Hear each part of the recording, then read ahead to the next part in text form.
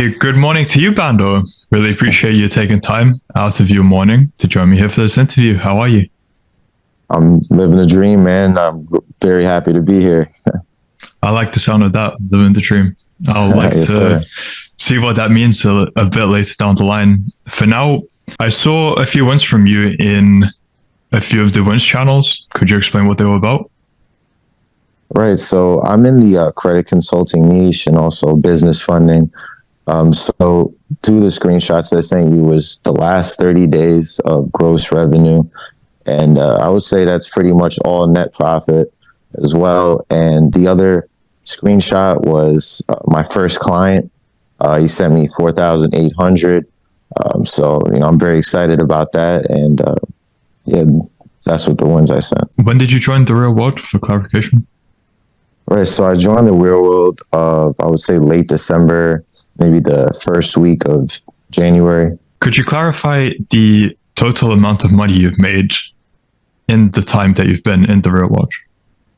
Right. So I've made 12K profit in the last 2 months since I've joined the real world.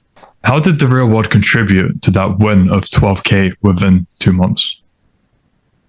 Right. So before joining the real world, I was sort of chaotic in the way I was doing things. And I would say, as far as uh, me not being able to niche down to a specific lane and really focus on creating an offer that was targeted for a specific group of clients. And the real world has really helped me, uh, like I said, niche down, not be so general, and just focus on providing as much value as I can to that specific group of people. And right. What would you say the importance is of niching down? I would say that's very, very important because the more niche down you are, I would say the better chance you have of landing clients. And the reason that being that is like, let's say if you're general, there's just, it's for my niche specifically, credit consulting. There's a lot of, sub niches to that. Like, you can just be a credit repair guy, or you can help people get business funding. You can also help people build their business credit, so there's quite a few different sub niches to that.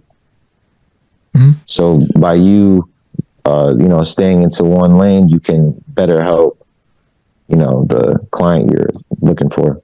And potentially charge higher prices because of it. Exactly. How different, in your experience, has the material been from the real world compared to what's out there on the internet? Right. So the real world is very, very good at implementing strategies for you to, once you go through the videos, they're very easily digestible. I would say I haven't watched a video that's longer than 5 minutes, like in the freelancing campus specifically.